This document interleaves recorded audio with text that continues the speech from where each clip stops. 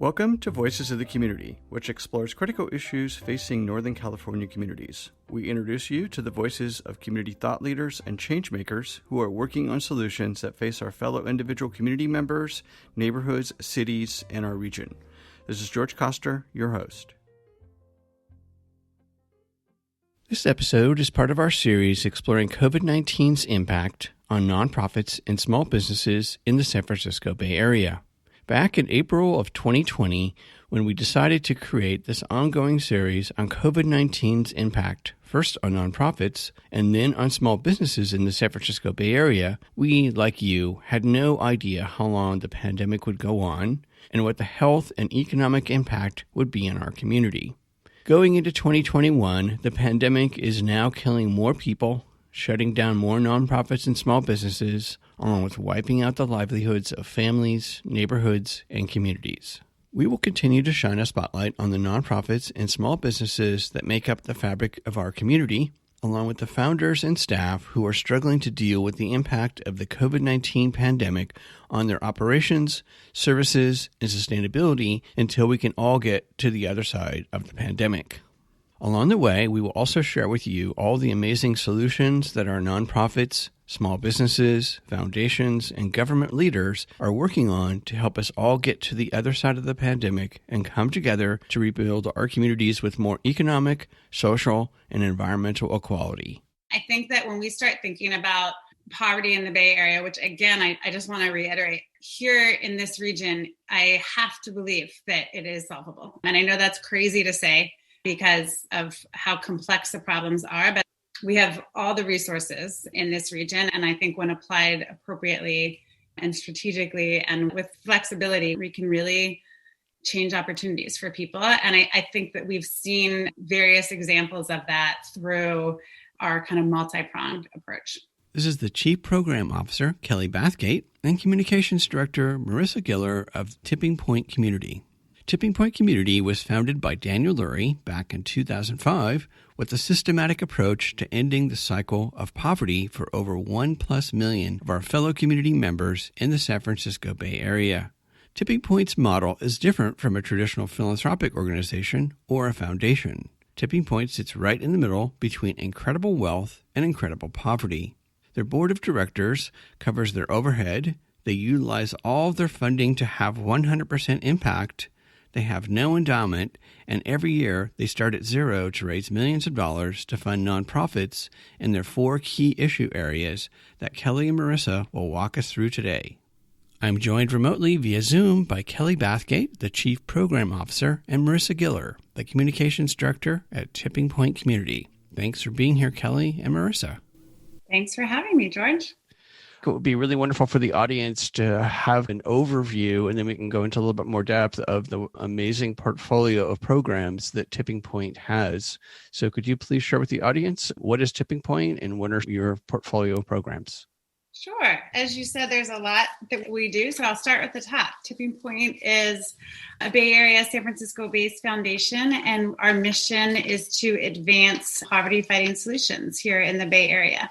We do that by investing in nonprofit organizations through general operating grants and then providing additional capacity building support to help them grow stronger and have greater impact with the communities that they are serving. We focus on 4 key issue areas that we kind of see as the key levers for alleviating poverty: education, housing, early childhood, and employment.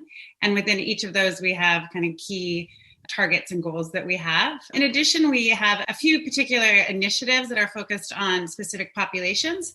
So many people have heard of our chronic homelessness initiative here in San Francisco, which is aiming to reduce the number of chronically homeless people here in San Francisco by half by 2023. And we also have initiatives focused specifically on foster youth and providing the right supports for transitional age youth who will be transitioning out of the system and ensuring that the system is providing them with what they need to be successful in adulthood.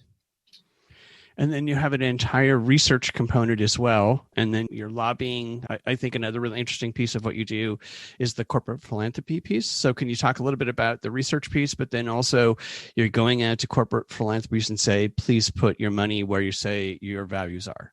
Yeah, so I think one thing that's really unique and great about Tipping Point is that we sit in a position in between a lot of the work that our organizations are doing and an incredibly generous and influential donor population too. So recently, within the last few years, we've expanded from just investing in direct service organizations to lifting up and thinking, okay, what is it going to take to actually move the needle on poverty? And realizing that, well, the direct services that our grantees are providing are critical, and we have to continue to invest in that to be kind of the strong nonprofit ecosystem that's serving people directly. We need to think about how we can expand that to have a greater impact through policy solutions to extend that impact, as well as researching solutions that we may not know of yet. So within each of our areas, we have kind of a dynamic set of research questions that we are continually asking to see what solutions do we not even know about? How can we particularly focus on a population that may be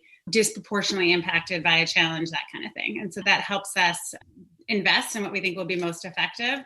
And then on the policy side, within each of our portfolio areas that I named, we have an anchor policy organization that aligns with what we're trying to make happen so that our organizations who are on the ground serving people have the most success doing that, and the success that they are able to have can be extended through leveraging additional public resources and potential legislation or regulations to help extend that impact. So within education, you would have a policy with regards to funding education and or a partner organization that's helping you facilitate that. Yeah, that's a great example. So within education, our anchor policy organization is Ed Trust West, based in Oakland. And within that, speaking of kind of education financing, what we are really focused on is equitable and consistent financing. And so one thing that we know is a great challenge for schools, particularly those that are serving low-income children, that the streams of funding that come from public sources are greatly supplemented often in some of the wealthier suburbs. And so how do we ensure that the schools who need the most support are getting adequate resources? The other thing is that because of state budgeting, the resources that are coming in sometimes can vary from year to year. And so it can be, as you can imagine, incredibly challenging to provide a high quality education without that level of consistency in budget planning. And then you would go out to corporations and say, we have this education program. And by the way, could you each put in $10 million, which I find really, it's crowdsourcing on a whole other level. Can you share a little bit about that? Yeah, I forgot to touch on the corporate partnership piece. So yeah, I think that our fundraising, we are able to connect with a variety of obviously individual donors, but also corporations. And I think that where there can be the greatest opportunity for impact, particularly in a region like the Bay Area, where there are just so many incredible companies and leaders within the world, really garnering those resources to focus on the problems at hand. And so, yes, we might go to a corporation and say, there's this particular issue we want you to invest in. Or more broadly speaking, I'm a big believer that all of our quote unquote issue areas are intersected. And so it really is, if we're going to take care of our community of the Bay Area, and we know we have so much wealth here, and I would say not just financial wealth, but wealth of knowledge, wealth of innovation, and of course, wealth financially as well. How do we pool all of those resources and really make poverty something that is solvable here in the Bay Area? So I want to segue back for a second into kind of research, because it dovetails into my next question as well, with regards to how COVID-19 has impacted your portfolio of nonprofit organizations. But in your most recent research, has your research kind of teased out some of the impact on nonprofits? For example, my end of the year show, I interviewed the folks at Candid, and they estimate that 12 to as high as 38% of nonprofits could conceivably go away in the United States. So in the Bay Area specifically, in your mission of trying to alleviate poverty, what does some of your indicators, your dashboard, your research show? How is COVID-19 impacting folks? Yeah, I mean, I think that what we've really seen, and this isn't that surprising, but COVID-19 is impacting our core population, low-income people, so much further than others. And so what we're really seeing that from looking at those who have lost employment, so hourly wage workers, workers who don't have flexibility to work at home, workers who may not be eligible for the other financial resources because of their immigration status, and their disproportionate impacts of that. At the same time, we're seeing our nonprofit organizations really be inundated with more service numbers when they are having much greater challenges themselves, raising funds and planning, like we were talking about the importance of planning and financial and budgeting, really not having that certainty for how they pivot and serve more individuals and in new and different ways. One of the unique things about Tipping Point is that you're actually doing something that now big philanthropy has come to understand over this last 10 months of COVID, and that is funding general operations. So can you share a little bit about what you guys look for, the metrics and measurements, if you will, of your core research, but how you're funding general overhead, which is unusual in the philanthropy world, as you know? Yeah, I believe it's somewhere in the neighborhood. And unfortunately, it hasn't changed that much since I first started at Tipping Point nearly 10 years ago. But I believe the range is somewhere between 25 and 30% of all philanthropic dollars come out in general operating. We are just an incredible advocate of general operating support for nonprofit organizations. And I think a lot of that is driven from an approach that really, obviously, we do a ton of due diligence and ensure that we are vetting the organizations that we invest in, but we also want to make sure that we are setting them up for success as much as possible. And if you think about how businesses are run or how any other kind of sector works, to not have flexibility in the funding that you have to, as a leader, to make the decisions, to be able to pivot in moments such as COVID is a perfect example.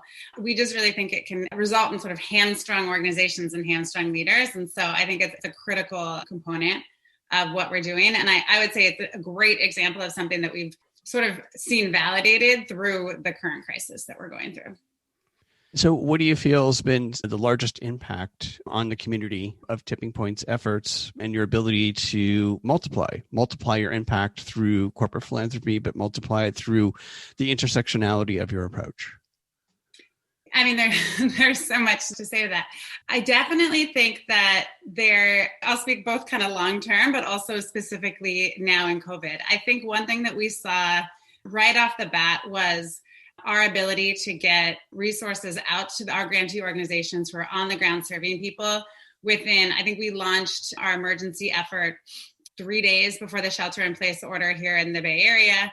We raised a bunch of money and then we're able to get $5 million out within the first 3 months. And all of those dollars were direct support for individuals facing hardship. So rental support, food access, technology, and ensuring that our organizations were able to continue to provide, really going back to kind of basic needs for individuals. I think that was huge. I would also say, kind of to your point about that kind of collective impact, we immediately stood up a weekly meeting. It was honestly intended, I think, the Friday before our shelter in place, just as everyone was kind of scared and not knowing what this meant and what should we be thinking about. And one of, I think, Tipping Point's biggest strengths is our grantee leadership. And they are a community that we have the opportunity to convene so that they can just really learn from and support each other. So we had a kind of last minute Zoom call that we planned. And it was funny. I'll be honest, at the time, I was like, oh, no camera. Like, why would we ever do camera on Zoom? And all these faces started popping up. And we have probably a little over 60 leaders in our portfolio. And everyone started popping up and putting their cameras on and then immediately asked, can we do this every week? Just to have that community. And so I think when you really bring in that kind of collective thought partnership, everyone from folks that are leading schools and education efforts to leading some of our biggest housing organizations to employment programs. And it was just really able to look at the problem collectively. And then I would say, honestly, that's a version of the same answer I would say long term. I think that when we start thinking about poverty in the Bay Area, which again, I just want to reiterate, here in this region, I have to believe that it is solvable. And I know that's crazy to say because of how complex the problems are, but we have all the resources in this region. And I think when applied appropriately and strategically and with flexibility, we can really change opportunities for people. And I think that we've seen various examples of that through our kind of multi-pronged approach. For people listening to this, what are some of the numbers? Like, what's the percentage of children in poverty, families that live in poverty in the Bay Area? Because I think that's a good picture to paint for people. Yeah, let's see. So we have within, and this is funny, I don't have the numbers right in front of me, but we have specific targets that we are aiming for. We're looking at it as both kind of a long-term 10-year projection as well as 3-year goals within each of our issue areas. So I can say, for an example, we know that in education, we really are focusing on getting low-income and first-generation students to college. And so that is a primary goal of ours. We have set goals within the next 3 years of what we need to do that. And then looking at that kind of contextually, let's say within kind of our focus area to see what, this is a terrible term, but like what is the market share of that and what would we really need to see to move the needle? Again, I don't have the numbers exactly in front of me, so I can't say as specifically to that question. Marisa, do you have numbers in front of you want to add to it? One of the things that I was thinking about is our study that we did with UC Berkeley called Take and Count that we did right before COVID hit. So released the results back in, well, actually it was May, but we had the results right in March of last year.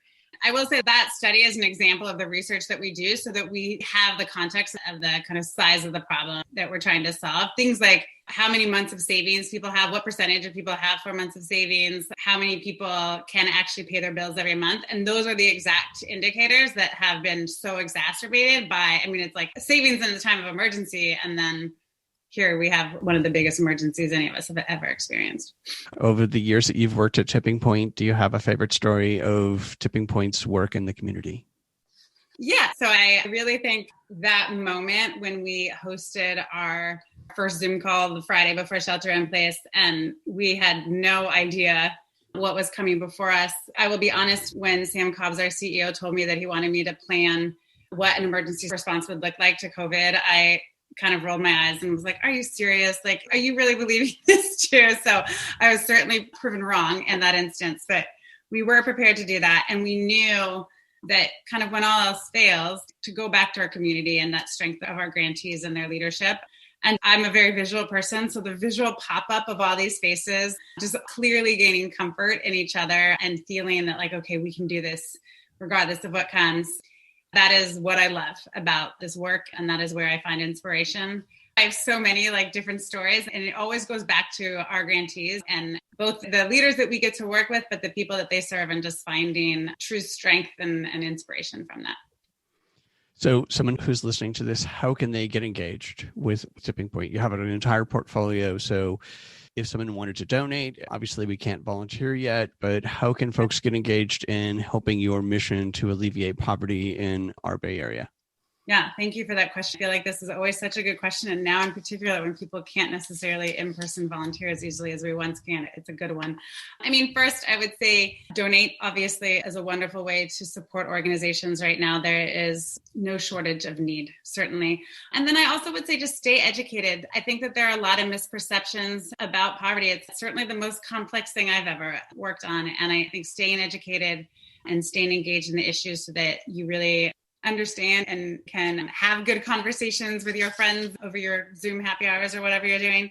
And then just stay engaged at the kind of higher level. I think that obviously a few months ago we would say vote, and that is still very true, even though the most recent election has passed us. But taking that education and making sure that you're putting it to action. There is now such opportunity to take this moment and really grow from it and really make it a catalyst to really create the Bay Area and the overall community that we really can. And I think that we need a fully engaged community and population to do that.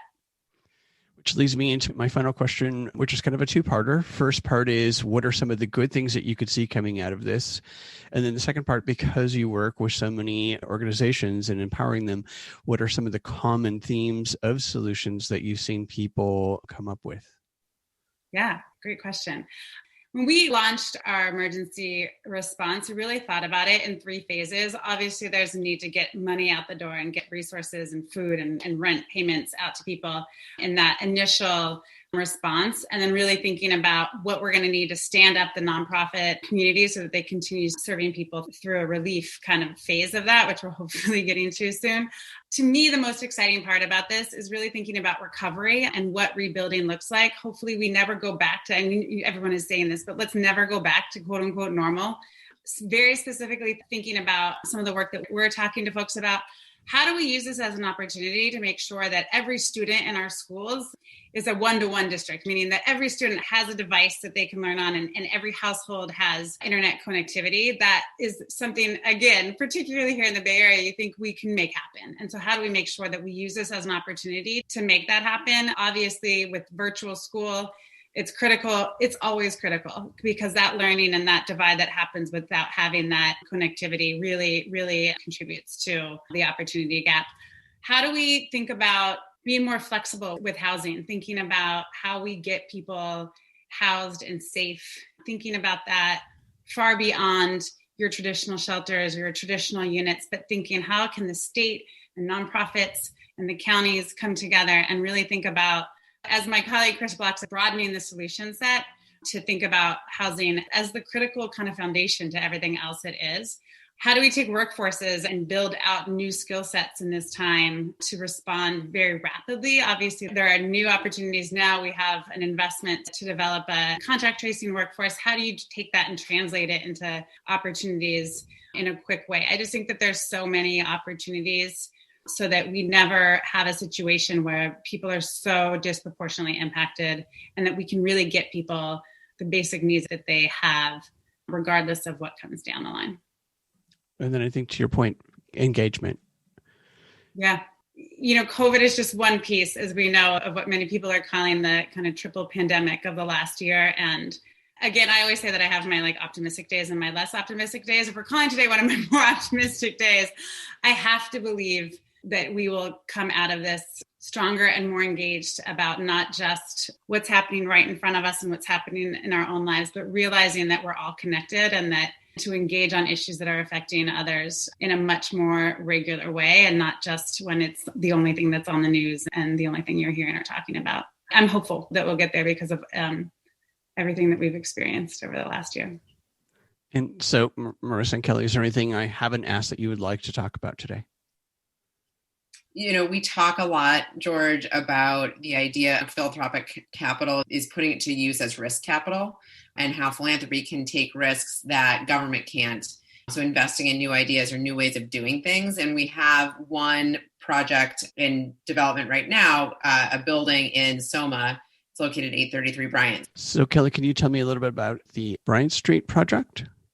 Yeah, sure. The 833 Bryant project is part of our chronic homeless initiative. And we're really thinking about that as a way to show how, with philanthropic support, we can be more efficient or more effective in creating new units. So a big challenge here in San Francisco, which obviously has such expensive housing, is obviously the cost per unit and the time it takes to get a new unit created. And so this project, by using philanthropic support as sort of an impetus, and then by using modular units, we are able to cut the cost by 30% and then also reduce the time it takes by several years. And so we're hoping to use this. Obviously, 145 new units is a wonderful thing. And we're hoping to essentially use it as a proof point so that in the future, public dollars can be used in a similar way. And we can continue to recycle those philanthropic dollars to continue to seed new innovative projects. Thank you. That was great. I want to thank you, Kelly and Marisa, for sharing Tipping Point Community's work today. We will make sure that listeners and viewers have your contact information, website, and social media so they can follow all of Tipping Point Community's work and get engaged with the Tipping Point portfolio of nonprofits. Please stay safe out there as we all work our way through our strange new normal, which hopefully will get better with more vaccines. Yes, we will soon. Thank you, George. It's great to talk to you. That's it for this episode of Voices of the Community. You've been listening to the voices of Kelly Bathgate, the Chief Program Officer, and Marisa Giller, the Communications Director at Tipping Point Community. Marisa mentioned the Taking Count study on poverty in the San Francisco Bay Area. The study was conducted by sociologists and political scientists from UC Berkeley, the Othering and Belonging Institute, and Tipping Point Community. The Taking Count study was a panel survey conducted between 2018 and 2019 prior to the COVID-19 pandemic's historic impact on the Bay Area. The study was published in May of 2020. Here are some of the findings from the study. Of the 7.75 million people in the 9 counties of the San Francisco Bay Area, 17% of the residents are living in poverty. 1 in 2 households cannot pay all of their bills over the course of a year. 30% of households went without essentials, such as food, shelter, and medicine, because they could not afford them. 4 out of 10 Bay Area families do not have savings to cover 3 months of expenses, and 1 in 5 have less than $400 for an emergency. For more context on what is poverty, there are 2 definitions of poverty from the Department of Housing and Urban Development. Low income level, which is defined as households with gross annual income of less than $25,844, and deep poverty, which is defined as gross annual income of less than $12,922. According to the Public Policy Institute of California's 2019 study of census tract data, the poverty rate of the Bay Area is 17.1%, or around 1.3 million folks, and deep poverty rate is 1.68%, or around 130,000 folks. Now for some context of poverty in San Francisco. In 2018, a City of San Francisco performance scorecard estimated that 10% of residents, or around 88,000, were in poverty. The poverty rate is much higher in communities of color. For example, 30% of African American residents experience poverty, and 13% of Latino residents experience poverty, while only 7% of white residents experience poverty. Housing and Urban Development defined low-income limits in San Francisco as $82,200 for an individual and $117,400 for a family of 4 in 2018. And this was based on 80% of the area's median income. The impact of COVID-19 on residents experiencing poverty has led to food insecurity, a government term for lacking access to enough good, healthy, and culturally appropriate food. This has more than doubled statewide and more than tripled in some Bay Area counties. In San Francisco, for instance, 18.7% of households struggled to get enough food to eat in April and May of 2020, and this is up from 5.7% in December of 2018, according to the Institute for Policy Research at Northwestern University. For more information about food insecurity, please listen to our interview with Katie McKnight from the San Francisco Marin Food Bank in Episode 2. We hope that you enjoyed the insights, points of view, and personal stories from the voices of changemakers and their nonprofits and small businesses featured in this series. To find out more and get engaged with the nonprofits, small businesses, and staff members featured in the series, please go to my website, georgecoster.com, and click on Voices of the Community to find links to the extended versions of these interviews and to listen to the entire series. After listening to these stories, we hope that you will consider making a donation and volunteering to provide a hand up to your fellow community members. I want to thank my associate producer, Eric Estrada, and Casey Nance at Citron Studios, along with the wonderful crew at the San Francisco Public Press and KSFP. Voices of the Community is a member of Intersection for the Arts, which allows us to offer you a tax deduction for your contributions. Please go to georgecoster.com and click on the donate link to make a donation to help us provide future shows just like this one. While you're on our website, you can enjoy our archived past shows, which feature community voices working on solutions to critical issues facing Northern California communities. And you can sign up for our newsletter to find out more about future shows, as well as shows and events from the organizations that are included in our episodes. Take us along on your next COVID walk by subscribing to Voices of the Community on Apple Podcast, Spotify, and Google Podcast, or wherever you get your podcast. You can follow us on Twitter at George Coster, and we'd love to hear from you with feedback and show ideas, so send us an email to george@georgecoster.com. I'm George Coster in San Francisco, and thank you for listening.